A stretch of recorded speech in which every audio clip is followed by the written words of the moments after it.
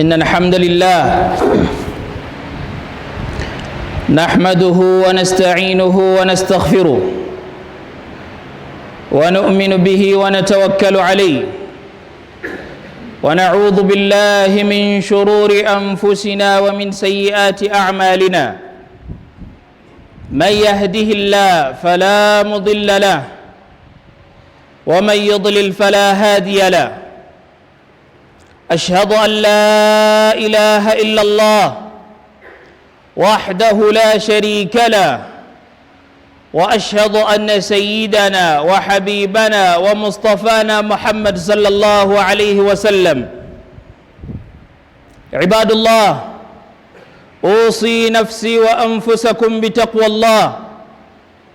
قال الله تعالى: يا أيها الناس اتقوا ربكم الذي خلقكم من نفس واحدة وخلق منها زوجها وبث منهما رجالا كثيرا ونساء واتقوا الله الذي تساءلون به والأرحام إن الله كان عليكم رقيبا.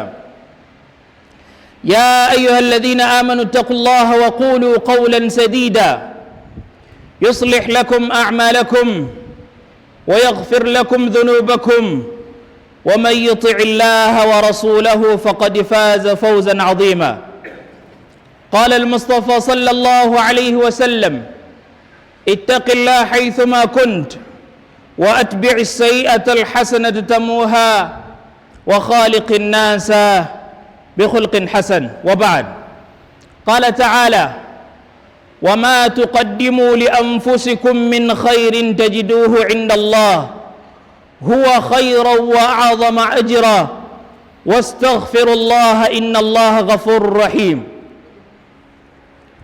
amatendo gonna amalungi amajjuvu tugatenda n'oyo Allah w'ekitiibwa. Allah tumutenda n'amatendo amajjuvu mu mbeera ey'okumwebaza nti alhamdulillah, Allah ffe akyatuleseewo. Bameka abagenze Allah batutte, Allah batasobosezza okuba nti basaala ejjuma nga bali mu mbeera, buyinza okubeera obulwadde, esobola okubeera embeera yonna etasanyusa, naye twebaze Allah nti alhamdulillahi rabbil alamin, nti ffe Allah akyatuleseewo.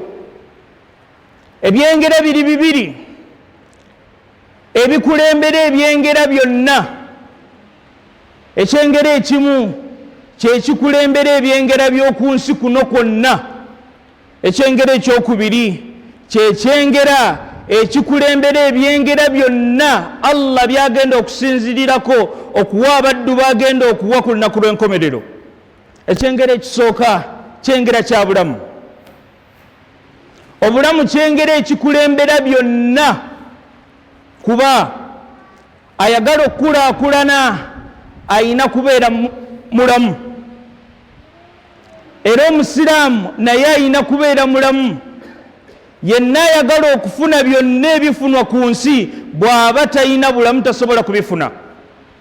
Nabwe kityo twebaze Allah olw'ekyengera ky'obulamu.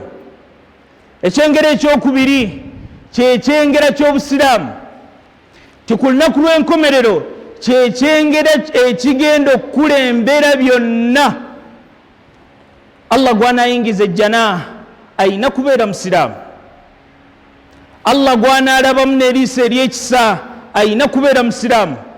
Nabwe kityo twebaze Allah olw'obulamu, era Allah tumwebaze olw'ekyengera ky'obusiraamu nti alhamdulillahi rabbil alamin. Zizaako okusalira nabbi waffe Muhammadi sallallahu alayhi wasallam, oyo yatwagala abantu ba umma ye, eyatulumirirwa ebirungi byonna bye tweyagaliramu twabifuna olw'okuba nti Allah subhanahu wa ta'ala yatuma mukama waffe nabbi Muhammadi sallallahu alayhi wasallam. Mukkirize kuutira omwoyo gwange n'ejjammwe tubeere nga tutya Allah subhanahu wa ta'ala, tumutye mu mbeera zaffe ez'essanyu, ez'ennaku, ez'okweyagala, ezakanyigo mu mbeera zaffe zonna Allah subhanahu wa ta'ala tumutiiremu. Abali naffe ku Juma ewedde twalaba batya omusiraamu omukkiriza oyo ayagala ebirungi batya bw'ayinza okweteekateeka okulindirira omugenyi waffe atutuukako akadde konna omwezi gwa Ramadan. Era ne tulaba bye twasobola okulaba, naye olunaku lwaleero mukkirize tutandike ne aya gye nsoose okusoma nga Allah subhanahu wa ta'ala atugamba wama tuqaddimu li anfusikum min khairin tajiduhu inda Allah. Njagala mumanye ti byonna bye mukola bye mukulembezezza okukola mu mirimu gyammwe emirungi tajiduhu inda Allah, ewa Katonda oyo atali azaamaanya, ewa Katonda oyo awa empeera y'abo abakola ebirungi tajiduhu inda Allah. Empeera yo mu butono bwayo mu bufunda bwayo ewa Katonda ogenda gisangayo. N'agamba huwa khayran wa a'zama ajra.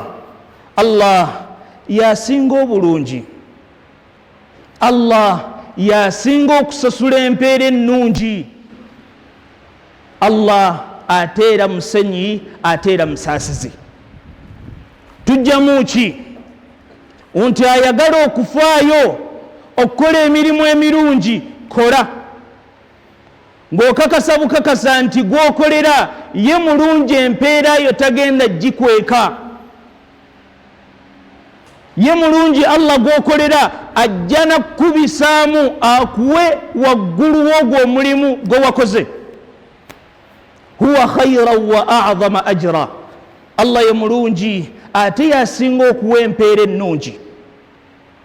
Omulungi nabbi waffe Muhammadi sallallahu alayhi wa sallama atugamba ebigambo ebimu ng'atuteekateeka mu kukola emirimu emirungi. Nabbi Muhammadi sallallahu alayhi wa sallama atugamba mu hadith n'atugamba fitnatu rrajuli fi ahlihi wa maalihi wa waladihi wa jaarihi, nti okugezesebwa obuzito embeera yonna etasanyusa etuuka ku muntu mu maali ye, mu baana be, mu bantu be n'emirirwano gye. Nabbi waffe Muhammadi sallallahu alayhi wa sallama olw'okuba yatumanya nti ebyo bye tutambuliramu. Omuntu obeera n'ezzadde, omuntu obeera n'abooluganda, omuntu obeera n'emmaali, omuntu obeera n'abalirwana. Naye nabbi atugambye nti ekigezo omuntu kyafuna mu ebyo ebina, maali ye, baana be, booluganda, mirirwano gye, nabbi atugambye yukaffiruha as-siyam was-salah was-sadaqatu wal-amru bil-ma'rufi wan-nahyu 'anil munkar. Nti eyo embeera enzito gy'olimu, eyo embeera ekkutte mu baana bo, mu maali yo, mu booluganda, mu mulirwana byo, mu balirwana abo, Allah subhanahu wa ta'ala agenda kugijjawo na kusaalaako, na kusiibaako, na kuwaayo kwo, na kulagira birungi, na kuziyiza bibi. Abantu tubeera ne bannaffe, oli naakunyiigira olw'amazima, oli naakukyawa olw'okuba totegeera nga bw'ategeera, oli naakuteekako embeera enzito olw'okuba ye ayagala obeere nga ye. Ne Nabbi Muhammad sallallahu alayhi wa sallam atugambye abo bonna anaasaala, anaasiiba, anaawa saddaaka, anaakola obulungi n'okuziyiza obubi, abo bonna Allah agenda bamugirawo mu bintu bye bino: abaana be, emmaali ye, abooluganda n'emirirwano. Nabwe kityo abooluganda ngabo tuli nti tuli mwezi gwa kweteekateeka ebyo byandiyitiridde nnyo mu bikolwa byaffe ebya buli lunaku. Nabagamba omulundi ogwakulembera nti bannange guno omwezi gusaana kuba nti tusiiba nnyo olw'empeera Allah gye yakola ki gye yateeka ku basiibi. Kuba nabbi yagamba nga sahaba amubuuzizza ayul a'mal afdal, ti mulimu ki ogusinga obulungi? Nabbi n'amugamba as-sawmu, kwe kusiiba, fa inna as-sawma la adla lahu, kubanga okusiiba tekulina kikwenkana. Abalungi abatukulembera basahaba ba nabbi Muhammadi sallallahu alayhi wa sallama n'abalongoofu abajja oluvannyuma lw'abasahaba n'abalongoofu bonna. Anas radiyallahu anhu atugamba kana almuslimuna idha dakhala sha'ban, nti abalongoofu abakkiriza abasiraamu buli lwe baatuukanga mwezi gwa Sha'ban, omwezi gwe tulimu, aqbalu ala almasahifi, Qur'an abamu tuziina mu maka naye nga bannange kikwasa ennaku nti Qur'an esobola okuyitako mwaka, mwezi, wiiki nga togisomye. Noona atugambye nti abakkiriza abalungi abakulembera buli lwe baatuukanga mu mwezi gwa Sha'ban, aqbalu ala almasahif, Qur'an bazijjangayo ne batandikanga okuzisoma. Si kusoma kwa bulijjo, wabula okusoma okw'okuteekamu amaanyi. N'agamba wa akhraju min zakati amwalihim taqwiyatan lildaifi walmasakin fi siyami Ramadan. Ne batakoma kusomanga Qur'ani yokka, wabula ne bakwata ne mu maali zaabwe ne bajjamu ezzaka. Ezzaka eyo nga bagijjeemu lwaki? Taqwiyatan liddaif, okuba nti bagondeza abanafu, abateesobola, abeetaavu, okuba nti babawa zaka basobole okuba nti basiba omwezi gwa Ramadan. Waliwo abamu nga tamanyi nti mu bulamu bwe, mu mwaka gwe, ayinamu omusolo gwa Katonda. Mu kubeera nti tamanyi nti ayinamu omusolo gwa Katonda mu maali ye, ate n'atatwala buvunaanyizibwa kubuuza. Mu mbeera y'obutabuuza, omwaka ne gumuyitako, gwa kubiri, gwa kusatu, obuwangaazi bwe bwonna nga tawa zaka, ng'atambulira mu kigambo ekigamba ti nze mpa saddaaka. Bibiri bya njawulo. Zaka kirala ne saddaaka kirala. Ate zaka kye kintu ekitono ennyo omuntu ky'otoola ku maali yo.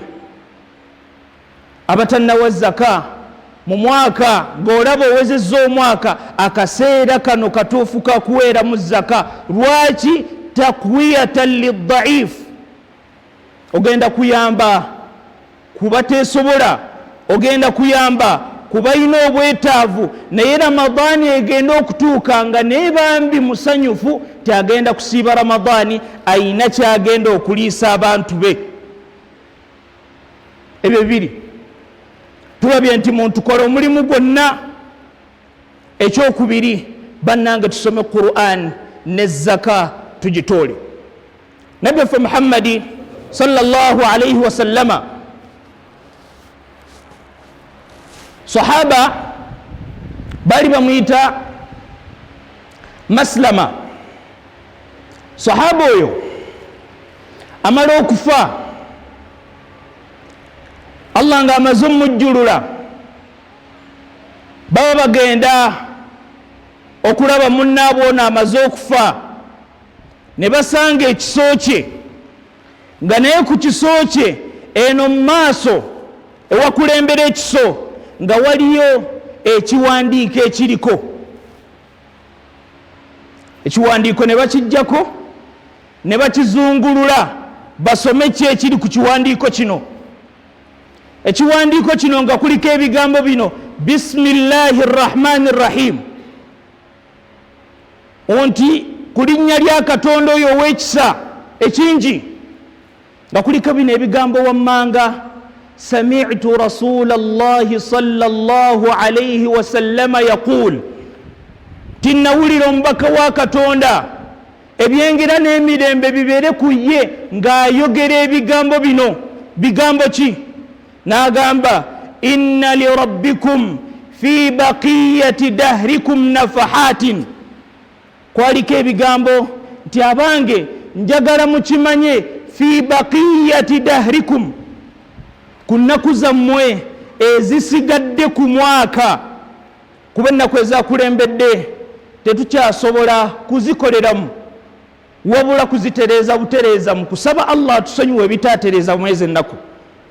Naye atugambye fi baqiyati dahrikum, mu nnaku zino ezisigaddeyo eza Sha'ban, eza Ramadan, Shawwal, nga emyezi emirala bwe gigenda okujja, atugambye nafahatin, mwezi ennaku mulimu obugagga, mulimu ebyomuwendo, mulimu ebirungi bingi. N'atugamba fata'arradu laha, abange mutwale amaanyi, mutwale obuvunaanyizibwa okuba nti obugagga obwo obusigadde mu nnaku zino ezijja mu maaso mufube okulaba nti obugagga obwo mubufuna. N'agamba la'alla rahmatan, la'alla da'watan an tuwafiqa rahmatan, tomanya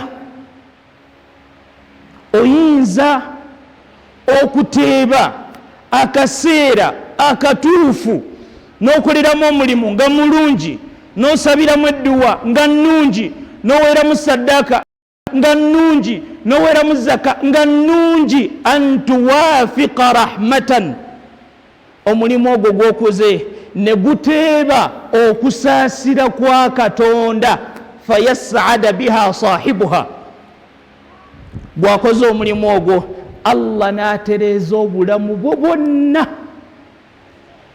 N'agamba fala yakhsar ba'daha abada, ng'entereeza eyo Allah gy'atereezezza obulamu bwo togenda kulaba ku mbeera yonna nzibu, togenda kuddamu kulaba mbeera yonna yakanyigo, togenda kulaba mbeera yonna okujjako nga Allah ateekawo obufulumiro. Ekyo kigenda kufunwani agenda kuteekamu maanyi,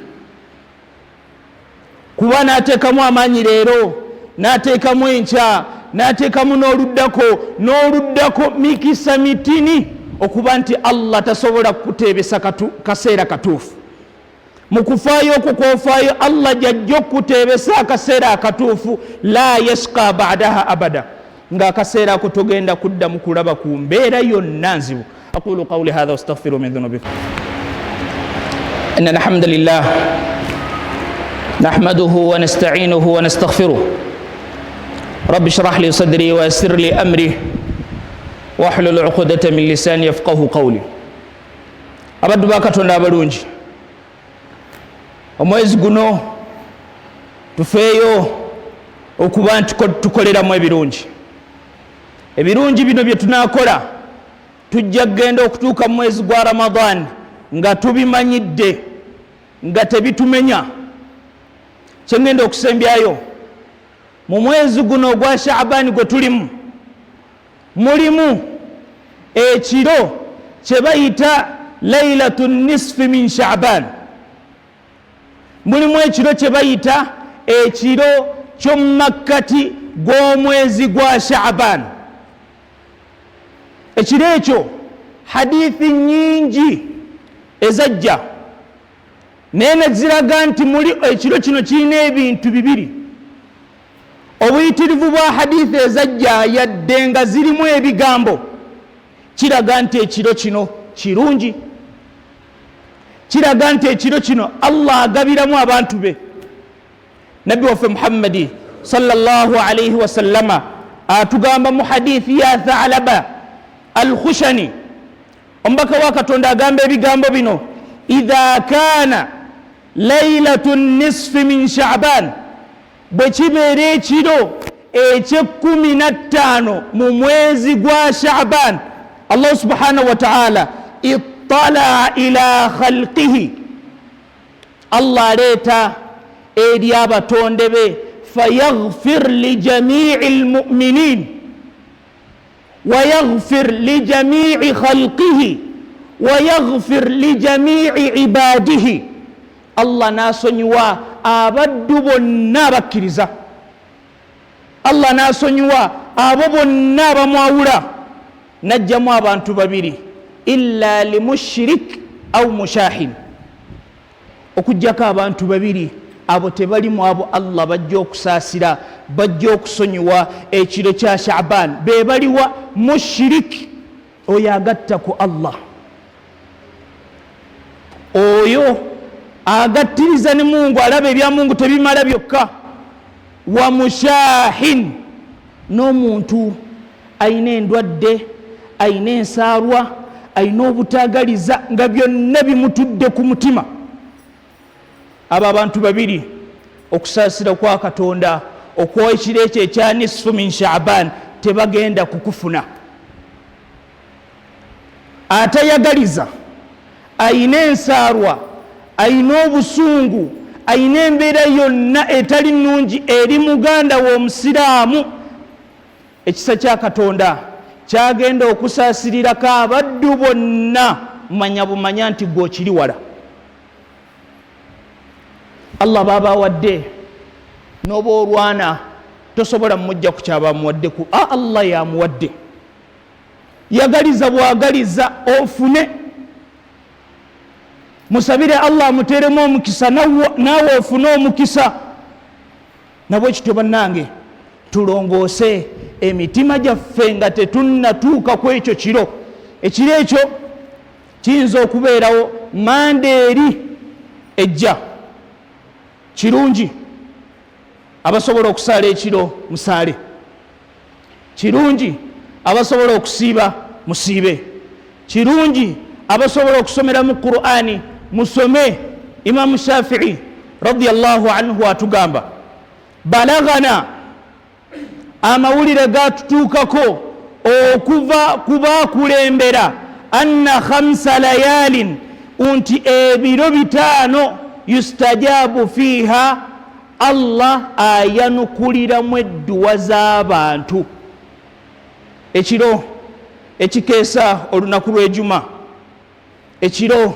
ekikeesa olunaku lwa idi ya fitiri ekiro ekikeesa olunaku lwa idi y'okusala ebisolo ekiro ekiyingira omwezi gwa Rajab n'ekiro eky'omwezi gwa Sha'ban kye bayita laylatu nisfi min Sha'ban ekiro ky'omumakkati gw'omwezi gwa Sha'ban saba Allah omulungi akyatuleseewo atusobozese okutuuka mwezi gwa Ramadan ate bwe tunaaba tutuuse mwezi gwa Ramadan Allah tukusaba n'obwetowaze otusobozese okukoleramu emirimu emirungi Allah otusanzeewo Ramadan Allah otusanzeewo Ramadan Allah otusanzeewo Ramadan Ramadan tujanirize bulungi ng'emibiri gyaffe miramu nga tetulina ndwadde ate Allah otusobozese n'okubeera nti tujja kusobola okulabirira abantu baffe kama qala fi kitabil aziz inna Allaha malaikatahu yusalluna ala nabi ya ayyuha alladhina amanu sallu alayhi wa sallimu taslima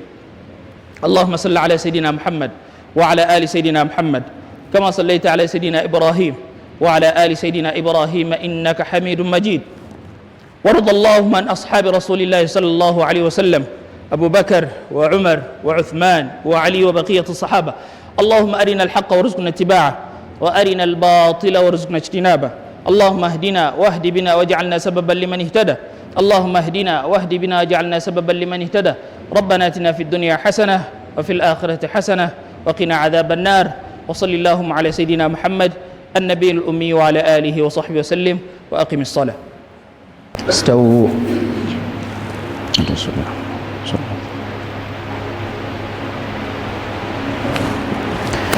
الله أكبر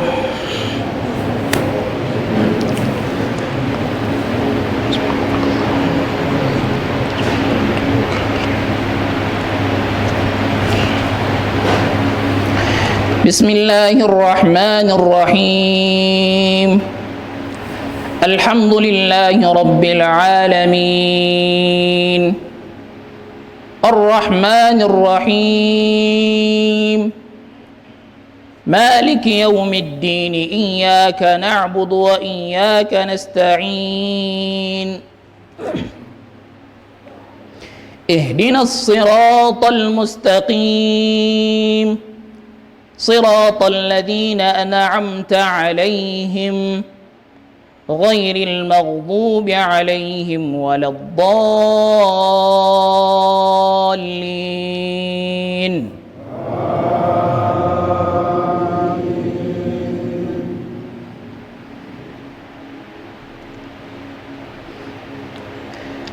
بسم الله الرحمن الرحيم إذا جاء نصر الله والفتح ورأيت الناس يدخلون في دين الله أفواجا فسبح بحمد ربك واستغفره إنه كان توابا الله أكبر سبحان الله سبحان الله سبحان الله سمع الله لمن حمده الله أكبر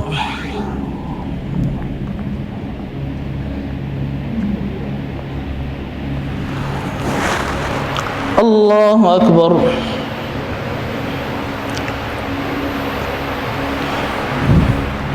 الله أكبر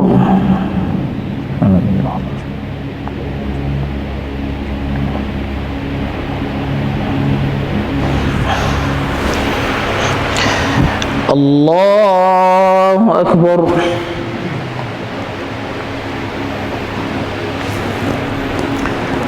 بسم الله الرحمن الرحيم الحمد لله رب العالمين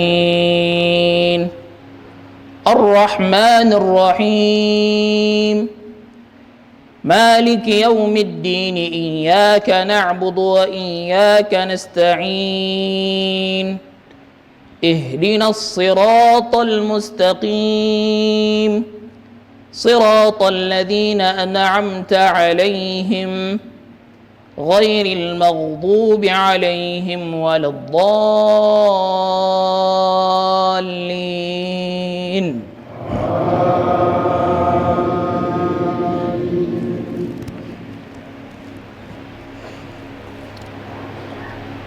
بسم الله الرحمن الرحيم إنا أعطيناك الكوثر فصل لربك وانحر إن شانئك هو الأبتر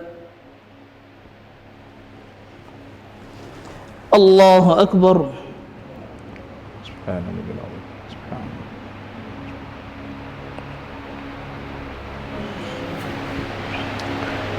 سمع الله لمن حمده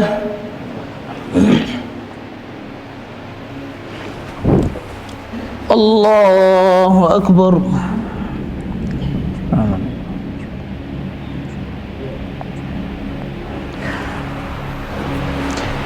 الله أكبر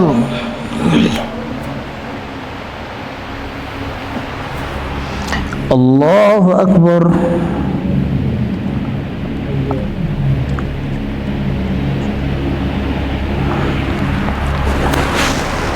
الله أكبر التحيات لله والصلاة السلام عليك وبركاته السلام عليك ورحمة الله وبركاته السلام عليكم ورحمة الله وبركاته السلام عليكم أشهد أن محمدا رسول الله اللهم صل على سيدنا وعلى آل سيدنا صلى الله على سيدنا محمد ربنا آتنا في الدنيا حسنة وفي الآخرة حسنة وقنا عذاب النار السلام عليكم ورحمة الله. السلام عليكم ورحمة الله. أستغفر الله العظيم الذي لا إله إلا هو الحي القيوم وأتوب إليه.